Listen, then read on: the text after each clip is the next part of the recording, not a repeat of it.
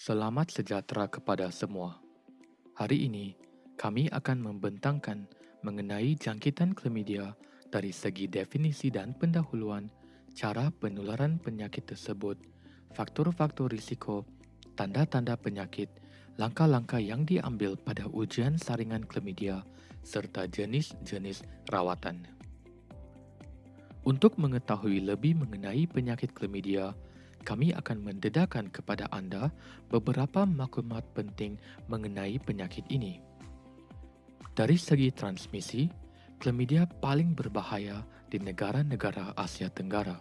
Oleh itu, mengetahui lebih tentang jangkitan ini merupakan sesuatu yang amat penting.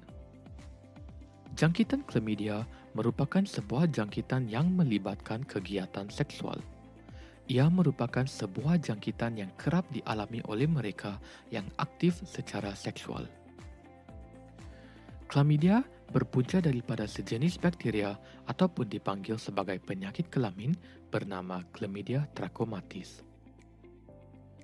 Jangkitan ini digelar sebagai jangkitan senyap kerana kebanyakan mangsa yang terjangkit dengan chlamydia tidak menunjukkan simptom.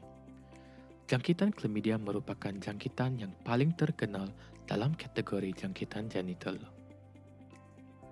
Jangkitan chlamydia biasanya terdapat dalam kalangan wanita dan lelaki muda yang berumur 14 hingga 25 tahun di seluruh dunia.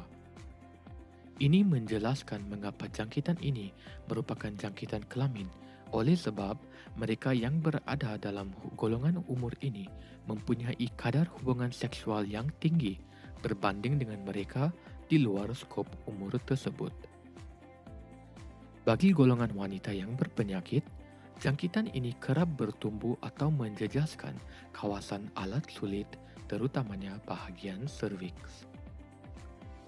Jangkitan chlamydia akan merebak melalui hubungan seks tanpa pelindungan, sama ada melalui oral, faraj atau dubur dengan pasangan yang terjangkit dengan chlamydia. Malang sekali, bayi yang masih berada di dalam rahim seseorang ibu yang dijangkit pun boleh terjangkit dengan jangkitan berbahaya ini. Mengenai faktor-faktor risiko, terdapat beberapa faktor yang boleh menyebabkan seseorang individu lebih berpotensi untuk dijangkiti dengan jangkitan chlamydia ini. Faktor-faktor tersebut merupakan mereka yang mempunyai kehidupan seksual yang sangat aktif sebelum sampai umur 25 tahun. Mereka yang mempunyai banyak pasangan seksual juga mempunyai potensi yang tinggi untuk dijangkiti. Disebabkan jangkitan ini merupakan jangkitan yang menular secara seksual, mereka yang tidak menggunakan kontraseptif atau alat pelindungan juga boleh dijangkiti. Akhir sekali, mereka yang mempunyai sejarah jangkitan ini boleh menjangkiti atau menyebabkan penyakit ini tersebar kepada pasangan mereka melalui hubungan seksual. Bagi mengetahui sama ada anda mempunyai jangkitan chlamydia ini atau tidak, anda bolehlah memberi perhatian terhadap tanda-tanda yang kerap berlaku terhadap seseorang yang dijangkiti dengan penyakit ini. Tanda-tanda tersebut merupakan rasa yang sakit atau pedih ketika membuang air kecil, pengeluaran cecair atau pelepasan yang tidak biasa atau normal daripada alat sulit, terutamanya zakar dalam golongan lelaki dan faraj bagi golongan wanita. Buah zakar atau testis yang bengkak dan sakit dalam golongan lelaki, serta pendarahan tidak biasa di antara tempoh haid bagi golongan wanita juga merupakan tanda-tanda penyakit ini. Semua tanda-tanda ini tidak semestinya bermaksud anda mempunyai jangkitan kelamin. Tetapi, sekiranya tanda-tanda tersebut dialami oleh anda, sila rujuk ke pakar profesional untuk mendapatkan saringan tepat agar jangkitan ini, sekiranya wujud, dapat dibasmi dengan secepat mungkin. Salah satu cara ujian saringan chlamydia dilakukan adalah melalui ujian swab. Bagi golongan lelaki, sampel air kencing yang diperolehi sekurang-kurangnya 1 jam selepas membuang air kecil boleh digunakan sebagai sampel ujian untuk dihantar dan diperiksa di dalam makmal. Bagi golongan wanita pula, ujian swab biasanya diambil pada alat faraj untuk dihantar ke makmal bagi tujuan pemeriksaan. Langkah ini akan dilakukan oleh doktor yang terlatih dan profesional. Keputusan ujian-ujian tersebut akan keluar dalam masa 7 hingga 10 hari. Anda sudah pun mengetahui tanda-tanda yang harus diberi perhatian serta langkah-langkah ujian swab dilakukan. Tetapi, di manakah seseorang individu boleh melawati sekiranya ingin mendapatkan ujian saringan?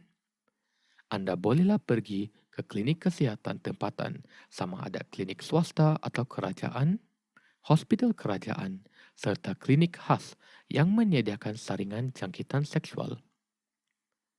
Klinik yang digunakan sebagai contoh dalam video ini adalah Poliklinik MUC di Semenanjung, Malaysia yang menawarkan pakej pemeriksaan serta saringan jangkitan seksual. Dari segi rawatan, selain itu yang disyorkan oleh doktor pakar, seseorang individu yang dijangkiti haruslah elak melakukan aktiviti seksual selama seminggu selepas menghabiskan kursus ubat antibiotik, dan sekiranya tanda-tanda berterusan, kunjungilah klinik atau hospital berdekatan untuk rawatan semula. Bukan individu yang dijangkiti sahaja harus dirawat, malah pasangannya pun harus diberi rawatan untuk mengelakkan daripada jangkitan, dan pada masa yang sama, nasihat mengenai kepentingan menjaga kebersihan seksual haruslah diikuti.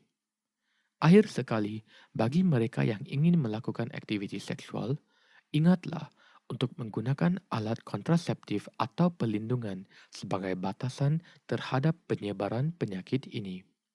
Ingat, jangkitan-jangkitan kelamin boleh dirawati dan sembuh sekiranya langkah-langkah perlindungan diambil dengan tegas serta saringan dilakukan pada tahap yang awal. Oleh itu, pastikanlah Anda bersama dengan pasangan Anda sentiasa selamat dan bersih. Sekian, terima kasih.